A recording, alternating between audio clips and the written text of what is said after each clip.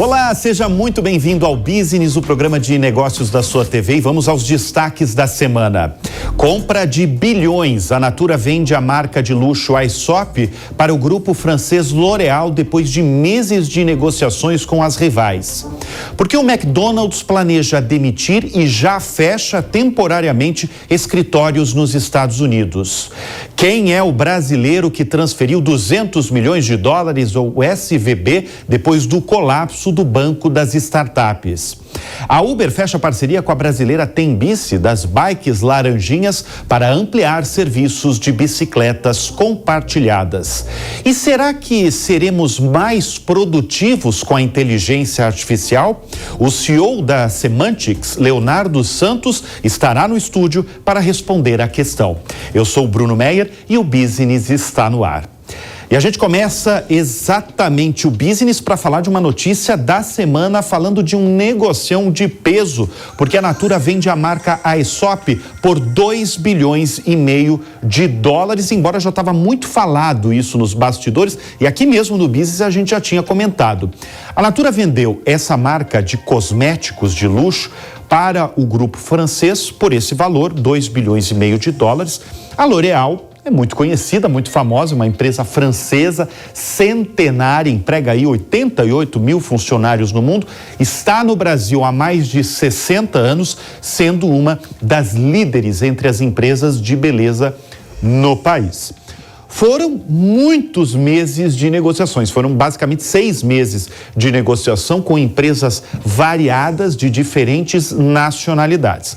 A compra, como é que vai ser feita? Vai ser feita 100% em dinheiro, o que vai amenizar, vai reduzir aí a dívida bruta da fabricante brasileira de cosméticos. A Aesop, muita gente não conhece, muita gente conhece a Natura, mas não conhece a Aesop. A Aesop é uma empresa da Austrália, foi fundada em 1983, presente aí em 29 mercados e foi comprada pela Natura em 2013 por 100 milhões de dólares e respondia ultimamente por cerca de 6% das receitas do grupo brasileiro. Agora, como é que anda o mercado de cosméticos no Brasil? Vamos falar da Natura, que é uma gigante aí de cosméticos, né? A Natura, ela já foi recentemente uma queridinha da Bolsa de Valores, aliás, uma queridinha de uma série de fundos de ações. Mas, neste momento, a ação negocia próxima da mínima histórica. A empresa vale hoje pouco mais de 18 bilhões de reais, é um valor muito mais baixo do que valia 12 meses atrás. Fábio Barbosa, o presidente da empresa, inclusive quando foi nomeado no ano passado, citou as dificuldades da holding nos últimos tempos, como pandemia da Covid, ele citou também o ataque cibernético sofrido pela Avon. Vamos lembrar, a Natura é a dona da Avon. E também citou a guerra russa na Ucrânia, o que prejudicava muito os insumos. Por isso, uma das opções na mesa era a venda dessa marca da Aesop, que despertou interesse de empresas como L'Occitane e também a Shiseido. Barbosa, no dia do anúncio, falou que essa transação abre um novo ciclo para a companhia, mas é claro que a conclusão do negócio está sujeita à aprovação de reguladores. Vamos para a próxima notícia da semana. Vamos falar de Mercedes-Benz, porque a Mercedes-Benz informou aos funcionários que vai diminuir a produção em 2023 e adotar um turno único na fábrica de caminhões em São Bernardo do Campo, em São Paulo. A redução de 2 para 1 turno vai acontecer a partir de maio e deve durar entre 2 e 3 meses. A decisão da empresa se justifica pela necessidade de ajustes pela queda de demanda. Em nota enviada ao Business, a Mercedes-Benz do Brasil informou que no decorrer do primeiro trimestre, em razão de juros elevados e de dificuldades na concessão de financiamentos, observou uma demanda ainda menor do que a esperada para este ano, lembrando que a taxa básica de juros está em 13,75% ao ano desde agosto de 2022. A empresa tem cerca de 8 mil profissionais no Brasil, sendo 6 mil na produção e outros 2 mil na produção do segundo turno, que, como a gente falou, terá operação suspensa temporariamente. A queda da demanda por caminhões ocorre também em meio a veículos mais caros, com mais equipamentos de controle de poluição. Ainda falando de mobilidade, tem novidades na mobilidade de muitas cidades no Brasil, porque a Uber se uniu com a brasileira Tembici, dona das bikes laranjinhas, para aumentar o serviço de compartilhamento de bicicletas em cidades brasileiras e na América Latina. O projeto começou nesta semana em Recife e eu vou falar agora com Tomás Martins, cofundador e CEO da Tembici. Tomás, você me escuta? Tudo bem com você? Tomás, como é que surgiu? Minha primeira pergunta, como é que surgiu essa parceria entre a gigante de mobilidade, né, dos Estados Unidos, a Uber, e vocês, brasileiros da Tembici? Bruno, bom dia. Sempre um prazer estar aqui com você. Obrigado pelo convite. A gente está muito feliz em anunciar a parceria. Essa conversa com a Uber, a gente já tem ela há um bom tempo. Acho que aqui, né, eu comentei isso, acho que é uma parceria ganha-ganha, né? Ganha-ganha-ganha, na verdade. Acho que a Tembici passa a ofertar o serviço de bicicletas compartilhadas na maior plataforma de mobilidade que tem hoje no mundo, né? A Uber hoje é quem mais faz deslocamentos na América Latina e no mundo. A Uber passa a ofertar para os seus clientes um modal sustentável, então as pessoas, os clientes da Uber vão poder utilizar e alugar as bicicletas convencionais, as bicicletas elétricas da Tembici através do aplicativo da Uber, e as cidades ganham, porque com certeza com essa parceria a gente também vai ter um aumento do número de deslocamentos na cidade. Ô Tomás, tem um dado que você já tinha me apresentado, você me apresentou durante a semana, porque a gente já tinha se falado por telefone para saber aí detalhes dessa parceria. Tem um dado que praticamente foi onde iniciou essa parceria, né? Que é um dado que mostra como funciona aí o deslocamento em grandes centros, né? Eu queria que você falasse um pouco desse dado. Acho que a gente discute muito como melhorar a mobilidade, dar mais eficiência na mobilidade das cidades, né? E quando a gente olha para esse problema, a gente põe uma lupa nesse problema, o que a gente enxerga? A gente vê que 60% dos deslocamentos nos centros urbanos, eles são até 5 quilômetros. Ou seja, são deslocamentos que facilmente você consegue endereçar ou realizar esses deslocamentos através de micromodais, através de bicicletas ou bicicletas elétricas. Então, o que a gente está aqui junto com a Uber e junto também com as cidades tentando dar mais vazão e uma opção nova para esse deslocamento. Você não precisa de um automóvel para se locomover essa curta distância dentro das nossas cidades aqui na América Latina. Ô Tomás, quantas bicicletas a Tembici tem hoje no Brasil e na América Latina e quantas são elétricas? Legal. A gente finalizou o ano passado com 21 mil bicicletas ao todo na América Latina, com operações no Brasil, Colômbia, Chile e Argentina. A gente encerra esse ano com 30 mil bicicletas, sendo 10 mil bicicletas elétricas. Tá? São Paulo e Rio são as duas cidades aqui que a gente vai fazer o maior investimento. Vamos colocar mais de 2 mil bicicletas elétricas em São Paulo e mais de 2 mil bicicletas elétricas no Rio, ampliando aí bastante a oferta para a cidade e para os clientes. E como eu falei, começou na última semana em Recife, a ideia é seguir em outras cidades brasileiras, como São Paulo, Rio de Janeiro, Salvador, Porto Alegre, né? Tem América Latina também. E só para última questão, como é que vai funcionar isso? O usuário ele vai abrir o aplicativo e vai ter a opção rapidamente ali? Isso, a gente começa aí a parceria por Recife, depois a gente faz a implementação nas outras cidades do Brasil e da América Latina. Para o cliente, ele vai abrir o aplicativo da Uber e ele vai poder enxergar lá, ele vai ver, olha, tem deslocamento, essas opções de deslocamento através do automóvel, tem essas opções de deslocamento através da bicicleta ou da bicicleta elétrica, e aí o usuário vai poder escolher qual opção ele quer, dado o trajeto que ele coloca. Muito bem, Tomás Martins, CEO e cofundador da Tembici, anunciando aqui ao Business essa grande novidade aí da parceria entre a Tembici, a sua empresa, com a Uber aí, que vai oferecer aluguel de bicicletas, tanto no Brasil como em outras cidades da América Latina. Tomás, sempre um prazer recebê-lo aqui no Business. Eu que agradeço, Bruno. Uma ótima Páscoa aí para todo mundo. E a gente gira o assunto aqui no Business, falando agora do setor farmacêutico, porque teve uma farmacêutica da Dinamarca que se tornou a segunda maior empresa da Europa, superando inclusive a Nestlé. Qual é essa farmacêutica? Essa farmacêutica é a Nordisk. Tem muita gente que nunca ouviu falar, mas vai saber agora por que ela está tão famosa, por que ela virou a segunda maior empresa da Europa. Porque tem um motivo especial para ela alcançar essa marca, é o Ozempic.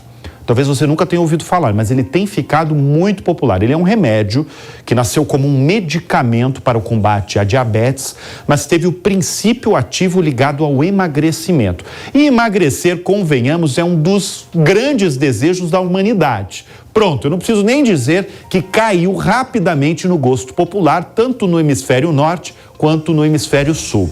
Nos últimos 6 meses, essa empresa fabricante cresceu mais de 50%, e claro, a partir da alta venda desses remédios. Outro remédio da lista é o Wegovy, que é um medicamento injetável, se injeta semanalmente, também para perder peso, que virou sensação entre celebridades de Hollywood e de nomes conhecidos do Vale do Silício na Califórnia. O Wegovy foi liberado no início deste ano pela Agência Nacional de Vigilância Sanitária, Anvisa. Foram esses dois, sobretudo o Ozempic, que fizeram essa farmacêutica dinamarquesa valer hoje cerca de 330 bilhões de dólares, se transformando aí na segunda maior empresa da Europa, ficando atrás apenas da gigante do luxo LVMH, a dona da Louis Vuitton. Agora, deixa eu chamar um recado muito importante. É preciso ressaltar que os médicos devem ser consultados antes da ingestão desses remédios. Endocrinologistas já alertaram para os perigos causados pelo excesso do medicamento. E por essa ninguém esperava. O McDonald's fechou temporariamente escritórios nos Estados Unidos e prepara demissões, segundo o Wall Street Journal. Deixa eu chamar o Tiago Américo, nosso correspondente nos Estados Unidos. Tiago, a gente tem falado aqui no Business das demissões nas gigantes de tecnologia, tem a Meta, tem a Amazon, tem o Twitter. Mas o McDonald's tem já um motivo específico aí para os cortes da maior rede de fast food do mundo, Tiago?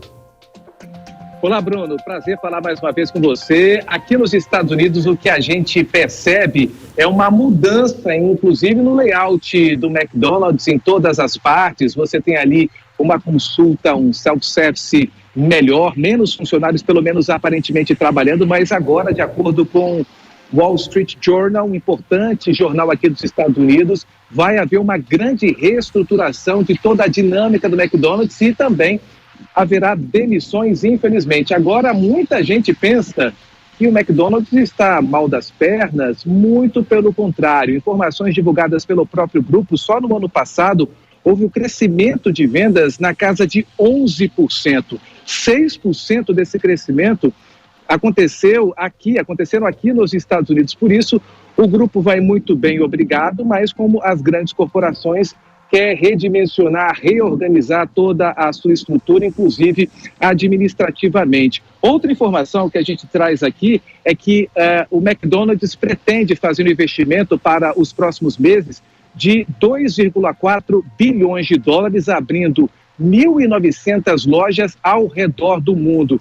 E o que os diretores, os executivos do McDonald's perceberam é que, por mais que houvesse uma inflação gerada por conta da pandemia, houve um crescimento de pessoas entrando e saindo nas lojas, principalmente aqui nos Estados Unidos. Esse crescimento foi de 5%. Mesmo tendo aumentado o valor das refeições, tem mais gente comendo, mais gente se alimentando. O que especialistas acreditam que possa ter acontecido é que, por conta da inflação mais alta, o preço dos alimentos também cresceram e muita gente está preferindo comer algo mais rápido e mais barato, né, Bruno? Informações importantes aí, quer dizer, é mais uma reestruturação porque o McDonald's não tá mal das pernas, não. Tiago Américo, direto de Boston, obrigado sempre pela presença aqui no Business. Olha, e se eu contasse essa meses atrás, ninguém ia acreditar, nem eu ia acreditar. O banco suíço UBS, um dos maiores do mundo, pode demitir 36 mil profissionais em todo o mundo. Os cortes, relatados por um jornal suíço, podem reduzir a força de trabalho em até 30% como parte da aquisição pelo banco do rival Credit Suisse. O presidente do Credit Suisse, a Cel Lehmann, pediu desculpas numa reunião anual de acionistas do banco por não ter salvado a instituição de 167 anos. O UBS não comentou as demissões. Os cortes ocorrem logo depois do colapso do Silicon Valley Bank em março.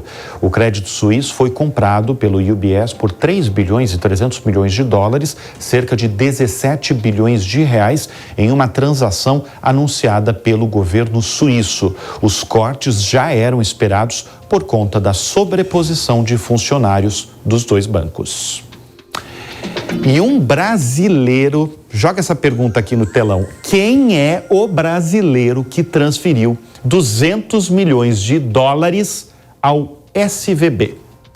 O brasileiro é o Henrique Dubugras, que é cofundador da fintech Brex. Ele transferiu esse valor do caixa da empresa dele direto para o caixa do Silicon Valley Bank, o SVB, com sede na Califórnia, né? O maior banco do Vale do Silício, que deu início aí a quase uma crise no sistema financeiro americano e europeu, que teve o seu auge aí com o Credit Suisse, né? Todo mundo sabe o aperto que passou recentemente o Credit Suisse. Aqui na imagem volta lá a imagem, Edu, desse lado aqui estava o Henrique Dubugras. Esse daqui, olha, o Henrique é esse daqui. A Brex foi fundada por esses dois, pelos brasileiros Henrique e pelo Pedro Franceschi, que foi a maior beneficiada do colapso a Brex deles foi a maior beneficiada aí do colapso do Silicon Valley Bank, porque a empresa dos dois virou um dos destinos escolhidos pelas startups. A Brex, ela chegou a receber $1 bilhão logo nos dias seguintes da quebra do banco por conta de novos depósitos vindo dos clientes da SVB, que até então era o 16º maior banco dos Estados Unidos, o que não é pouca coisa. A Brex é uma das maiores fintechs do mundo e que trabalha juntamente oferecendo soluções para outras startups.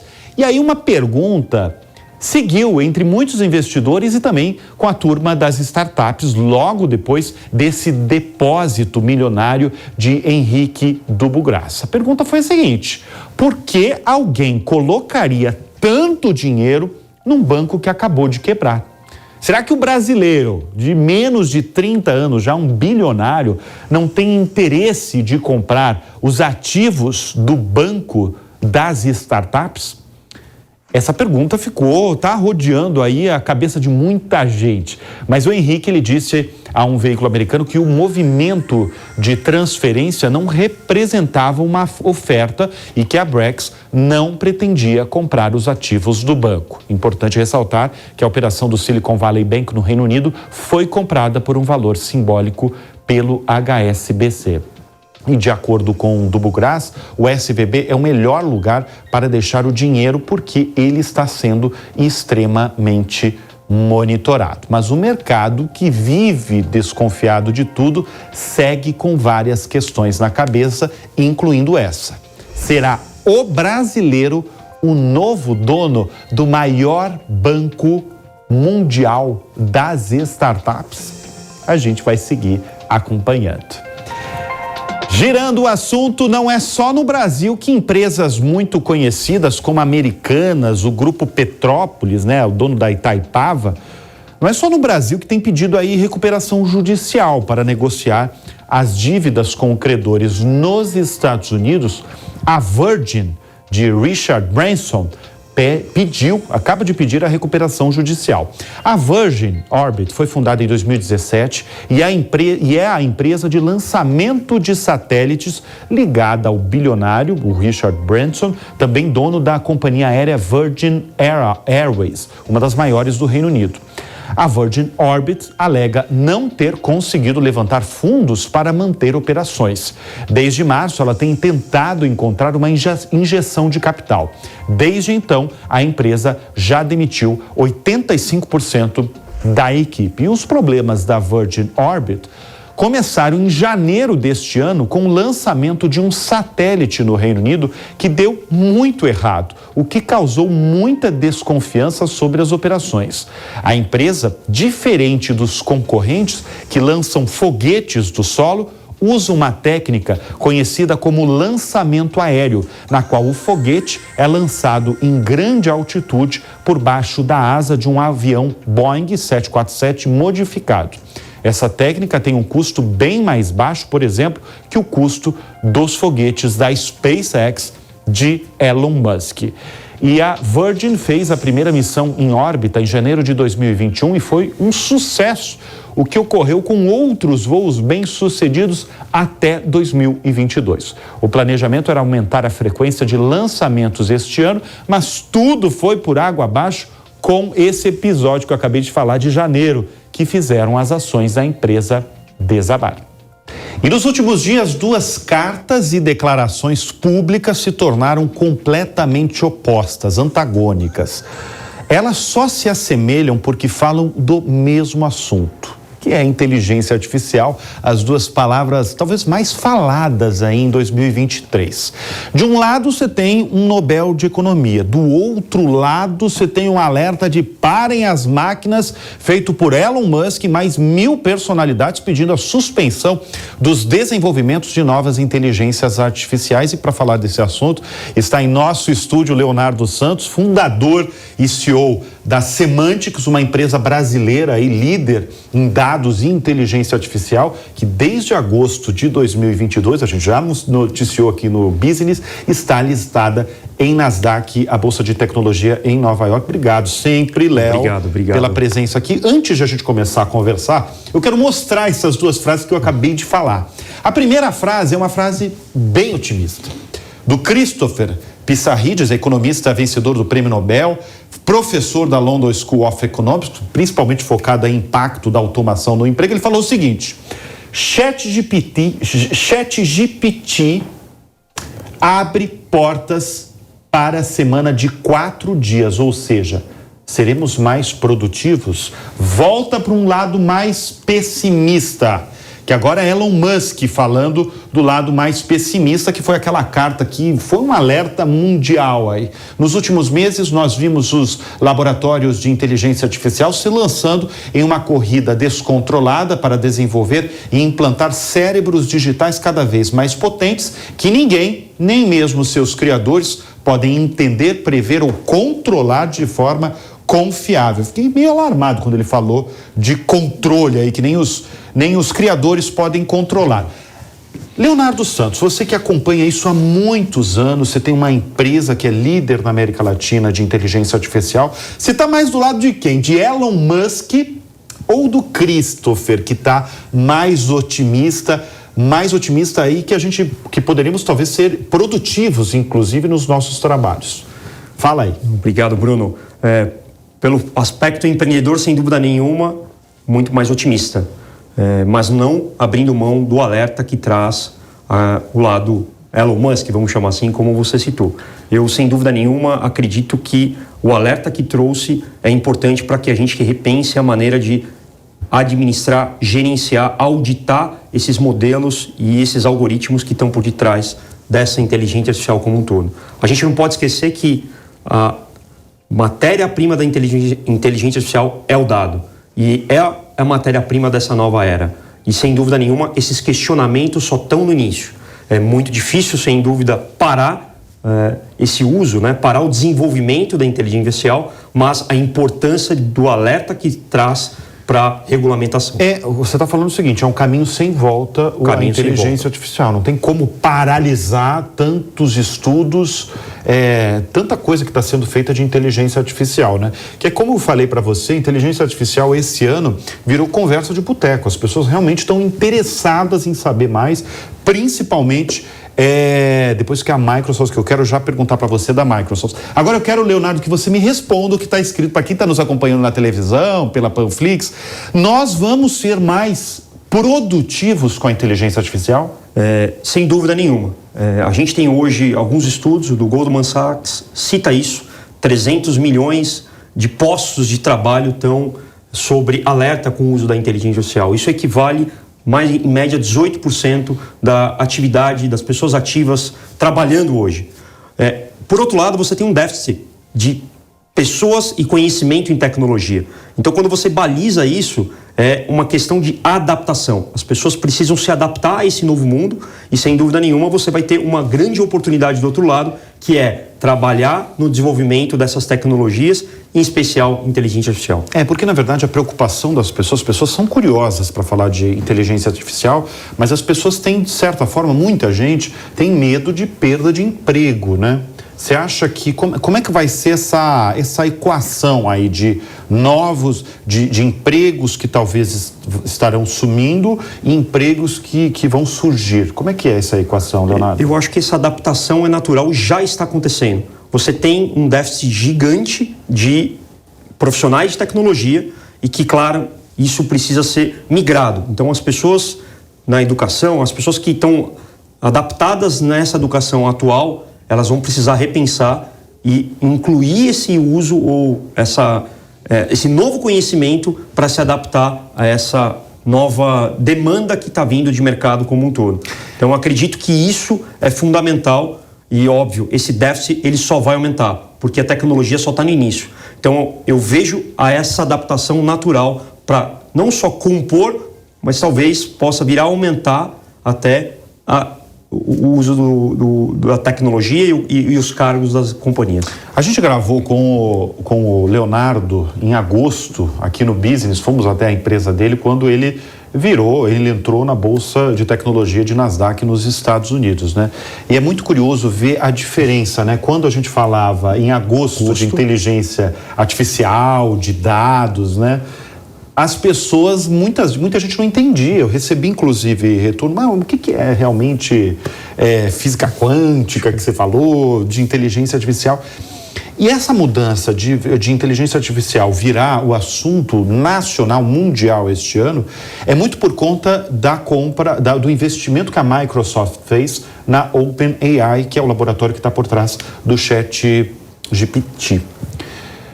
E eu lembro que eu perguntei uma vez para você, informalmente mesmo, falei, Leonardo, vale tudo isso? Porque a Microsoft colocou 10 bilhões de dólares no laboratório.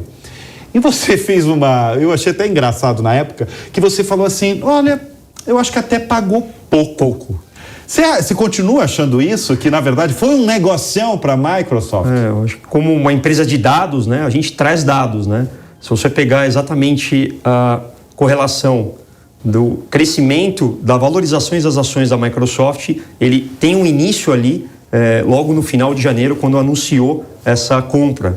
Né? A valorização da Microsoft está em torno de um pouquinho mais de 21% no dia de hoje, para uma empresa que é equivalente a mais de 2 trilhões no seu valuation, valor de mercado. Se você pegar 10 bilhões sobre essa valorização que teve, a gente está falando de uma valorização de mais de 200 bilhões de dólares. Então, acho que responde um pouquinho aquilo que lá atrás a gente comentou. E a partir disso começou uma guerra entre as empresas. Começou uma guerra, né? Uma corrida. Google, então, foi uma coisa impressionante. Impressionante. Acho que o Google deu um passo um pouquinho acelerado ali para poder dar uma resposta rápida para o mercado e para os acionistas com relação à inteligência artificial, principalmente Generative AI. Eu acho que não só o Google, várias organizações, tem muitos pesquisadores que falam, e o próprio CEO da OpenAI coloca que vão surgir várias empresas bilionárias a partir dessa nova onda. Eu acredito muito nisso, a Semantic está se posicionando inclusive nisso, a gente acabou de anunciar a primeira plataforma de Generative AI, Multi-Generative AI. eu consigo capturar e utilizar vários tipos de algoritmo para as empresas B2B. Né? A Samsung acabou também de ver um erro grotesco com relação do uso de dados de inteligência artificial, e eu acredito muito nisso, principalmente em mercados regulados que vão precisar se adaptar à Generative AI, e a Semantics está entregando uma plataforma para atender isso. Em resumo, todo mundo vai ter que se adaptar. Tudo vai ter que se adaptar. As empresas, as pessoas, tudo vai ter que se adaptar. Muito bem, nós recebemos aqui no Business o CEO da Semantics, líder em inteligência artificial, o Leonardo Santos. Obrigado sempre pela presença aqui no programa. Obrigado, Bruno. Um prazer estar com você, é uma honra.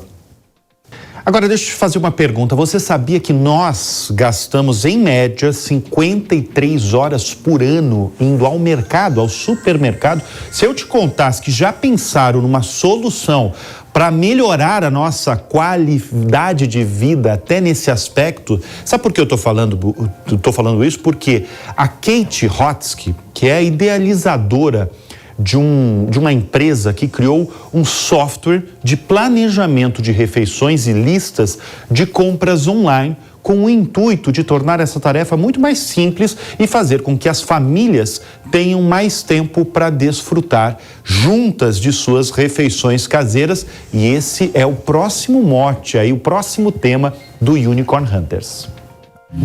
Unicórnios existem sim. Nós gastamos 53 horas por ano andando pelos corredores do mercado em busca de algo para cozinhar. Eu tô preocupado com o escopo desse mercado. E é isso que tá me deixando com algumas ressalvas. Vamos ao que interessa. Quem está pronto para conferir a receita da nossa empresa e investir no nosso sucesso? É o Unicorn Hunters, o reality show da Jovem Pan. Eu fico me questionando, será que essa ideia tem todos os pré-requisitos para ser aprovada pelo Círculo do Dinheiro, pelos jurados e se tornar o próximo unicórnio valendo $1 bilhão? Será? Isso nós vamos só descobrir no próximo episódio de Unicorn Hunters, que vai ao ar neste domingo, logo após o Tá na Roda, portanto, não perca. E com isso eu encerro a edição de hoje do Business. Muito obrigado sempre pela sua confiança, pela sua companhia. A gente volta na próxima semana. Até lá. Tchau, tchau.